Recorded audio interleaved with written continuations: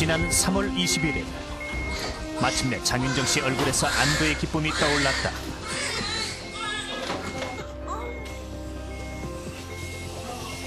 불가능을 가능으로 바꾼 기적의 현장.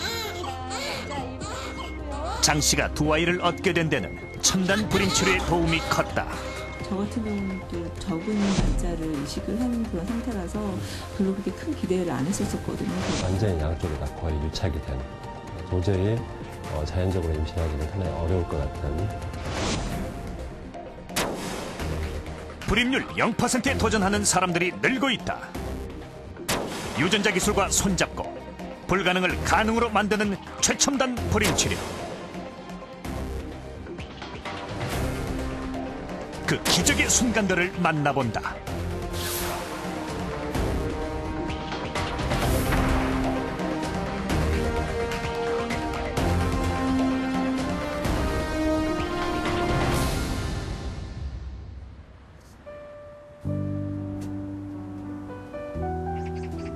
최호중, 엄혜영 씨 부부에게 이번 봄은 남다른 의미가 있다. 부부는 결혼 10년 만에서야 비로소 임신에 성공했다. 임신 7개월째인 엄혜영 씨는 하루하루 아기를 만날 날만을 손꼽아 기다리고 있다. 우리 아기들이 지금 이만할 거야. 봉오리가 졌어. 이제 태어나면 이렇게 활짝 필 거야, 그지? 그렇지. 내가 좀 서운한 게 있어도 그런 거. 아기를 갖기까지 부부에겐 숱한 역경이 있었다. 최 씨 부부는 6년 전 불임 진단을 받았다. 남편의 극희소 정자증이 원인이었다. 10마리 중에 8마리는 죽어있고 2마리만 살아있는 거예요. 예, 네. 살아있는데도 안 움직이고. 그러니까 상당히 저희 같은 경우는 진짜 참 기적에 가깝다고 할 수밖에 없어요, 거의. 극희소 정자증이란 정액 내에 정자수가 비정상적으로 적은 경우다. 정상 정자와 비교해 볼 때 운동성이 좋은 정자를 찾을 수가 없다. 정상적인 수정이 가능하려면 정액 1cc 속엔 2천만 마리 이상의 정자가 존재해야 한다. 그리고 그중 50% 이상이 운동성을 가져야 한다. 최 씨와 같은 극희소 정자증의 경우 자연 수정은 불가능하다. 불임 치료의 도움을 받아야만 한다. 현재 희소 정자와 관련된 남성 불임은 상당 부분 극복이 가능하다. 정액을 검사해 건강한 정자가 한 마리만 있어도 임신시킬 수 있는 기술이 개발됐기 때문이다. 최 씨는 3번째 검사에서 건강한 정자를 얻을 수 있었다. 이 중에서 수정에 필요한 정자를 고르는 데는 현미경이 아니면 볼 수 없는 직경 5에서 7micron의 유리 바늘이 사용된다. 이제 미리 채취된 난자에 정자를 주입할 단계. 핵이 다치지 않게 고정한 다음 정자를 주입한다. 난자의 투명대를 뚫을 능력이 없는 무기력한 정자로도 수정이 가능한 수준. 이 기술은 남성 불임 치료의 신기원을 마련했다. 정자 한 마리가 있으면 건강한 난자하고 해서 수정란을 만들 수 있다. 수정란을 만들 수 있다는 건 사실은 우리하고 똑같은 사람이 태어날 수 있다는 거니까. 그전에 남성 불임에서 정자수가 굉장히 작은 분들은 수정이 잘 안 됐거든요. 수정이 안 되면 아무리 좋은 난자를 뽑아놔도 안 됐어요. 그때는 남성 불임이 굉장히 극복하기 어려운 그 불임의 원인 중에 하나로 들어왔는데 그 후에 이 익시라는 기술을 통해서 남성 불임이 거의 대부분은 우리가 극복이 됐다고 볼 수 있죠. 최호중, 엄혜영 씨 부부도 이런 세포질내 정자 주입술로 임신에 성공한 경우다. 아이를 갖게 된 후 부부는 전과 많이 달라졌다.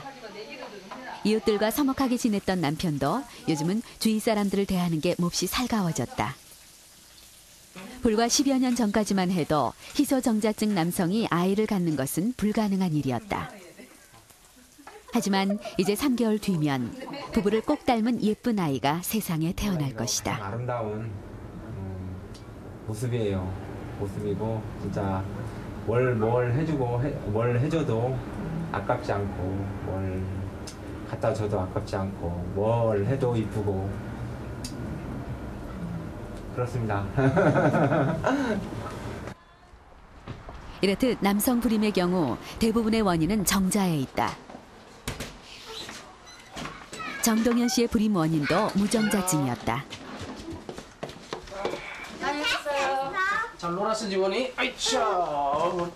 어느 부모 자식 간이 애틋하지 않을 수 있을까마는 정동현 씨에겐 아이들은 유난히도 각별하다. 정 씨는 두 아이를 모두 시험관 아기 시술로 얻었다. 늦은 결혼 때문에 서둘러 아기부터 갖고 싶었지만 부부에겐 결혼 후 1년이 지나도록 아이 소식이 없었다. 답답한 마음에 아내가 먼저 병원을 찾았지만 아무 이상이 없었다.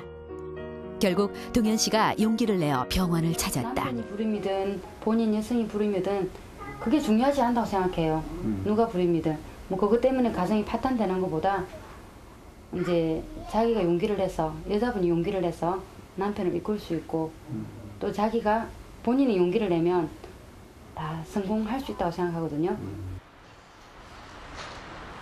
무정자증이 원인이었다는 것을 알게 되자 정동현 씨는 곧바로 치료에 들어갔다. 무정자증은 정액에서 정자가 한 마리도 발견되지 않는 경우로 남성 불임의 20%를 차지한다. 이 경우엔 정확한 원인을 알기 위해 고환 조직을 채취해 확인하는 수술이 진행된다. 채취한 고환 조직에서 먼저 세정관을 찾아야 한다. 세정관은 정자를 만들어내는 조직. 세정관을 하나하나 분리해야만 정자를 찾을 수 있다. 첨단 기술 덕분으로 고환에서 정자를 단 한 마리만 찾아내도 임신이 가능하다. 고환 조직을 살펴본 지 한참 후 의료진은 결국 한 마리의 정자를 찾는 데 성공했다. 고환에서 나온 정자는 그것을 아무리 해도 엄마 뱃속의 난자와 만나 수정되기가 어려울 수 있습니다. 그래서 그거를 체외에서 인위적으로 수정시키는 미세 수정술을 이용해서 아기를 가질 수 있는. 단 한 마리의 정자만 있다면 무정자증 남성도 얼마든지 임신이 가능한 것이다. 건강한 첫 아이를 출산한 뒤 정 씨 부부는 재작년 둘째까지 낳았다. 시험관 아기 시술을 받는 동안 정 씨는 아내에 대한 고마움을 임신 일기에 기록했다. 오늘은 정기 금진일이라 병원에 들렀다. 현숙의 말로는 행복이에게 심장 뛰는 소리를 들려주었는데 자기 심장 소리에 놀라 다리를 움직였다고 한다. 불임이라는 어둡고 긴 터널을 함께 지나오며 부부는 서로에 대한 신뢰와 사랑도 깊어졌다.